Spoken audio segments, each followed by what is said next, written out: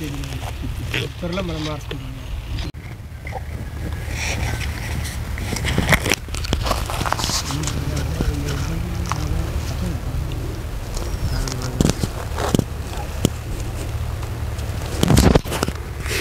Hi friends, ఇప్పుడు మరో కొత్త ముచ్చటతో మేము ముందుకు వచ్చిన. ఇప్పుడు నేను ఎక్కడ ఉన్నా తెలుసా? మిరపకాయ తోటలో ఉన్నా. ఇక్కడ ఆవుల లింగయ్య ఉన్నాడు. రావుల లింగయ్య. ఇది పనిగిరి గ్రామం, ఉమ్మడి నల్గొండ జిల్లా, ఇప్పుడైతే సూర్యాపేట జిల్లా, నాగారం మండలం, పనిగిరి గ్రామం. ఈ రావుల లింగయ్య మిర్చి రైతు. అతనితో ఉన్నాం వల్ల ఇప్పుడు అతను ఏం చెప్తాడు, ఎంత పెట్టుబడి పెట్టిండు, అసలు లాభం ఉందా, నష్టం ఉందా, అసలు పంట ఏం పండుతుంది, దానికి ఎలాంటి తెగుళ్ళు వస్తున్నాయి, ముడత రోగాలు వస్తున్నాయా, ఇంకేమైనా వస్తున్నాయా, అసలు దానివల్ల మన రావుల లింగయ్య గారికి లాభం ఉందా, నష్టం ఉందా, ఏముందో ఇప్పుడు మంచి మంచి ముచ్చట్లతో మీ ముందు ఉంచబోతున్నాడు. ఇక మీరు చూడండి. ఇప్పుడు మన ముందు రావుల లింగయ్య గారు ఉన్నారు. ఇక ఆయనే ఏ విధంగా ఈ పంట పండిస్తుండో ఇప్పుడు మనతో ముచ్చట్లు చెప్తాడండి. ఇక మీరు ఆయన మాటల్లోనే వినండి. రావుల లింగయ్య గారు, ఇప్పుడు మీరు ఈ మిర్చి పంట పెట్టింది కదా, ఇది ఎన్నోసారి ఈ పంట మీరు పెట్టడం? First time sir. ఫస్ట్ సారా? ఎన్ని ఎకరాల్లో పెట్టావు? ఎకరన్నర సార్.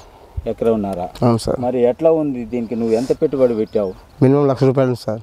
₹1,00,000 పెట్టి. ₹1,00,000 పెట్టాను సార్. ఇది ఏం జాతి అంటారు ఇప్పుడు ఈ మిర్చి? యశస్విని సార్. చూపించు ఒక 2 మిరపకాయలు. యశస్విని సార్. ఇది యశస్విని. అవును సార్. అంటే ఇది వచ్చేసి యశస్విని.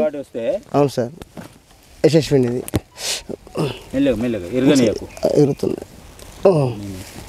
యశస్విని సార్. ఇది ఏంటిది? యశస్విని దీని పేరు, జాతి పేరు యశస్విని సార్. సీడ్. ఓకే. ఇప్పుడు మనకు మాట్లాడు. ఇప్పుడు ఇది మనకు పంట పండింది అనుకో, మంచిగా ఒక క్వింటాకి ఎంత రేటు పలుకుతుంది మీ రేట్ ప్రకారం? మా రేట్ ప్రకారం సార్ పోయినసారి వచ్చేసి 20 కానీ 18,000 కానీ 20,000 అమ్మింది సార్. అందుకోసం ఈసారి అధిక దిగుబడి తక్కువ ఉంది. రిటైల్ ₹50 దాకా ఉంది కదా, అది వేరే. అది టమాటా మిర్చి సార్. అది ఆ మిర్చి వేరేనా? ఆ మిర్చి వేరే సార్. ఇది మాత్రం తేజ సార్. ఇది తేజ మిరపకాయ. అవును సార్. ఘాటుకుంటుంది చాలా. అవును సార్. ఓకే. అయితే ఇప్పుడు నువ్వు దీనికి ఇప్పుడైతే ముడత రోగం ఉంది. అవును సార్. అవును సార్. నల్లి చూడండి మీరు ఒకసారి, అంత చేను కూడా ముడత రోగం ఉంది. నల్లి సార్ అంతా కూడా. అయితే ఇది ఓకే. మరి దీనికి ఇప్పుడు ఎన్నిసార్లు నువ్వు మందులు వాడినావు? ఇప్పుడు ఇంతకుముందు ఏమైనా వచ్చిందా? వచ్చడం కవర్ అవుతుంది సార్. మనకు పిచికారి చేయడం వల్ల కవర్ అవుతుంది.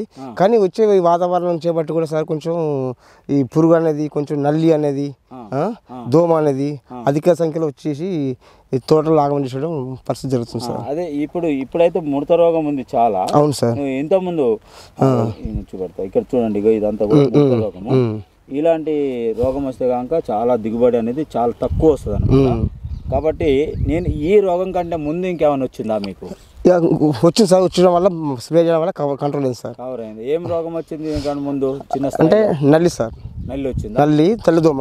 ఏం మందులు వాడినావు దానికి? దీనికోసం చాలా మందులు వాడినాం సార్. అంటే పేరు అంటే లాస్ట్లో వచ్చేసి జంప్ మూమెంట్ అని కొట్టాము. జంప్ మూమెంట్ అందరం క్రాస్లో అవి కొట్టాము. మన ప్లస్ ఎక్స్మో షెఫిన్ కొట్టాము, అబాసిన్ కొట్టాము. కొట్టిన తర్వాత పోతుందా? తగ్గుతుంది. మళ్ళీ యథావిధిగా వారానికి 2 సార్లు స్ప్రే అవుతుంది సార్. వారానికి 2 సార్లు స్ప్రే చేయడం వల్ల యథావిధిగా మళ్ళీ వచ్చేస్తుంది సార్. ఇప్పుడు ఇంకా మనకి ఎంత టైం ఉంది ఇది పంట రావడం? పంట కాలం ఇంకా 3 నెలలు 4 నెలలు ఉంది సార్. ఇప్పుడు ఎంత టైం పట్టింది ఇది మనం వేయడానికి? మనకి ఇప్పుడు దీని 2 నెలలు అయిపోద్ది. 2 నెలలు ఉగాది దాకా ఉంటుంది కదా. ఇప్పుడు ఇది మనం వేసి ఎన్ని రోజులు అవుతుంది? 3 నెలలే సార్. ఇప్పుడు వేసి 3 నెలలు అయింది. ఇంకా 3 నెలలు కావాలి. ఇంకా 3 నెలలు కావాలి సార్. ఫస్ట్ క్రాప్ వచ్చేసి ఇప్పుడు ఏరుతాం సార్. సెకండ్ క్రాప్ వచ్చేసి జనవరి అట్లా ఏరుతాం సార్. అంటే 3 నెలలకు ఒక క్రాప్ అనేది వస్తుంది. అవును సార్. దిగుబడి వస్తుంది. First crop. మనకు రెండో ఖాతా వచ్చేసరికి మళ్ళీ ఇంకొక 3 నెలలు పడుతుంది. అవును సార్. ఎన్నిసార్లు? మొత్తం 2 సార్లు వస్తుంది. 2 సార్లు 3 సార్లు వస్తుంది సార్. అంటే తాలకా అది ఇది అయితే 3 సార్లు. అవును సార్. అయితే మరి దీనికి ఇప్పుడు నువ్వు ఎన్ని లక్షలు పెట్టినా, 1000 పెట్టినా? ₹1,00,000 సార్ మొత్తం. అవును సార్. సీడ్స్ ఇవన్నీ. అవును సార్. అంటే నారు నువ్వే సార్. నారు నేనే పోసుకున్నాను సార్. ఇక్కడ పోసుకున్నాను. నారు నువ్వే చేసినా? అవును సార్. ఆ మందులు పెట్టు ఒకసారి. మళ్ళీ ఈరోజు స్ప్రేలో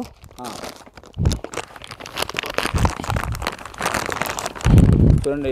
ఇప్పుడు మన ఆవుల లింగయ్య గారు రావుల లింగయ్య రోగం పోవడం కోసం ఏదో కొత్త మందులు తెచ్చిందట. ఇక అది చూపెడుతుంది మనకి.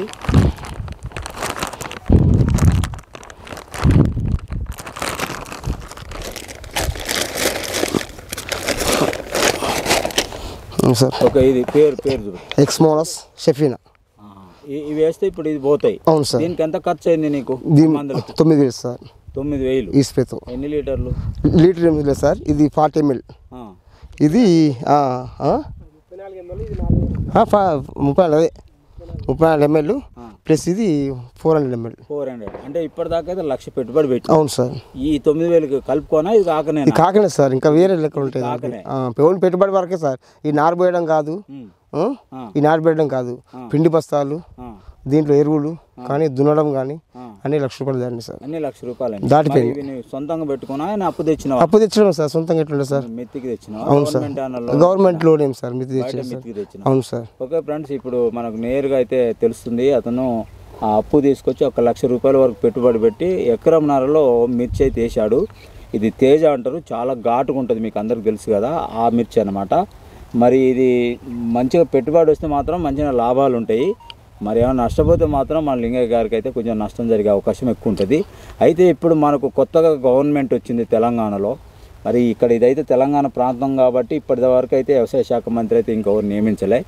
ఒకవేళ వ్యవసాయ శాఖ మంత్రి నియమిస్తే వాళ్ళు పంటల మీద నిఘా పెట్టి, లేదంటే ఏ రైతులు ఎలాంటి పంటలు పండిస్తారో వాళ్ళకి సలహాలు ఇవ్వడం, అలాంటి కమిటీలు ఏమన్నా మండలానికి వేసి వాళ్ళకి సలహాలు ఇచ్చి వాళ్ళ భూములు అవన్నీ టెస్ట్ చేసి దిగుబడి వచ్చే విధంగా కనుక వీళ్ళకి సపోర్ట్ చేస్తే కనుక వీళ్ళకి ఇంకా ఎక్కువ లాభాలు పండిస్తారు. తెలంగాణలో ఉన్న భూములు కూడా మిగతా ప్రాంతానికంటే ఇంకెక్కువ కూడా పంటలు పండే అవకాశం అయితే ఉంటుంది. మరి ఇప్పుడు నువ్వు ప్రభుత్వం నుంచి ఏం కోరుకుంటున్నావు? ఏం సార్, మంచి రేటు కావాలని కోరుకుంటున్నాను సార్. మంచి రేటు. మరి ఇలాంటి తెగులు వచ్చినప్పుడు ఏమైనా గవర్నమెంట్ నుంచి సారపార మందులు కావాలని కోరుకుంటున్నావా? గవర్నమెంట్ సార్ అంటే సార్ ఇది ప్రైవేట్ తెస్తున్నావు కదా? అవును సార్, ప్రైవేట్ సార్. ప్రైవేట్ అంటే కొన్ని డూప్లికేట్ ఉండే అవకాశం ఉంటుంది. ఎందుకంటే వాళ్ళు వ్యాపారం కోసము కొన్ని డూప్లికేట్ మందులు కూడా వస్తున్నాయి ఇప్పుడైతే, అంటే మనం వింటున్నాం కదా. అదే ప్రభుత్వం నుంచి అయితే ఇంకా మంచి మందులు వస్తాయి కదా. ఈ ప్రభుత్వం వాళ్ళంటే ప్రభుత్వ షాపులు అయితే ఏం లేవు సార్, సపరేట్ కదా. అట్లా పెడితే బాగుంటుందా అని? పెడితే బాగుంటుంది సార్. మండలానికి కానీ జిల్లా కానీ అలాంటి ప్రభుత్వం నుంచి ఏమైనా షాపులు పెడితే బాగుంటుంది సార్. మిర్చి రైతులు పోతారు సబ్సిడీ మీద క్యాష్ పెట్టి తెచ్చుకోవాల్సి వస్తుంది సార్. అట్లా ఇట్లా ప్రైవేట్ షాపులో అయితే ఏమైంది సార్, ఈ ఉద్దర పెట్టి తీసుకోవాల్సింది సార్. పంట పడిన తర్వాత మళ్ళీ వాళ్ళ అమౌంట్ ఇస్తాం సార్. అది మిత్తికి వస్తాడు. అవును సార్. ఇప్పుడు రూపాయికి వచ్చే మంది అని ఉంటే 2 రూపాయలకి ఇస్తాడు, లేదా రూపాయిన్నరకి ఇస్తాడు. అవును సార్. మళ్ళీ ఆయన ఆడికి వచ్చేసరికి పంట చేతికి వచ్చి పండి అని చేతికి పోయేసరికి 2 రూపాయలు అవుతుంది, రూపాయి 2 రూపాయలు. అవును సార్. అయితే అట్లా కాకుండా జనవరిలో కట్టాలి సార్. జనవరి దాటితే మాత్రం. ఇప్పుడు కొత్తగా సీఎం గారు వచ్చారు కదా మన రేవంత్ రెడ్డి గారు, ప్రస్తుతం అయితే ఈ వీడియో చేసే టైంకెల్లా మరి వ్యవసాయ శాఖ మంత్రి కనుక ఎవరు ఇస్తారో వాళ్ళు మాత్రం తెలంగాణ రాష్ట్ర వ్యాప్తంగా అన్ని మండలాల్లో మందులు ఫెర్టిలైజర్ షాపులు అనేది ఓపెన్ చేయాలని రైతు కోరుకుంటున్నాడు. అదేవిధంగా మిర్చి అయితే ఏదైతే ఉన్నారో వాళ్ళకు మంచి విత్తనాలు, తర్వాత వాళ్ళ భూములు కూడా టెస్ట్ చేసి ఈ భూముల సారం ఎంత ఉంది, ఏంది, ఏ పంటలు పండుతుంది అనేది వాళ్ళకి మంచి గైడ్లైన్స్ ఇవ్వడానికి కూడా ఒక కమిటీ వేసి, ఆ కమిటీ ద్వారా కనుక ఈ రైతులకు ఎన్నుదానగా ఉంటే ఇంకా మేము అధిక దిగుబడి చేసి ఈ తెలంగాణను కూడా లాభాల బాటలో నడిపిస్తామని చెప్పేసి మన ఆవుల లింగయ్య గారు చెప్తున్నారు. ఇంకా చివరిగా ఏం చెప్పాలనుకుంటున్నావు నువ్వు ప్రభుత్వానికి? ప్రభుత్వం సార్ మంచి సీడ్ కావాలి సార్. ఫస్ట్ రైతుకి మంచి సీడ్ కావాలి, నాణ్యమైన మందులు కావాలి, గిట్టుబాటు ధర కావాలి. రైతు అంటే కష్టపడి పండిస్తాడు సార్. గవర్నమెంట్ ఆశించేది ఏం లేదు. మంచి మందులు మంచి సీడ్ తెస్తే రైతు ఆటోమేటిక్గా పంట దిగుబడి ఇస్తాడు. కావాల్సిన రైతుకు గిట్టుబాటు ధర అందిస్తాడు సార్. ముచ్చట్లు మీరు విన్నారు కదా. ఇక ప్రభుత్వం ఎలాంటి చర్యలు తీసుకుంటుందో, ఇప్పుడు కొత్తగా వచ్చిన ప్రభుత్వం వ్యవసాయ శాఖ అధికారులు మరి రైతుల దగ్గరికి వెళ్ళి, వాళ్ళ భూముల దగ్గరికి వెళ్ళి, వాళ్ళ పంటల దగ్గరికి వెళ్ళి, వాళ్ళ పంటలను పరిశీలించి ఇక ఎలాంటి అభివృద్ధి కార్యక్రమాలు చేపడుతుందో మనం వేచి చేద్దాం. మరో మంచి ముచ్చట్లతో మళ్ళీ కలుసుకుందాం.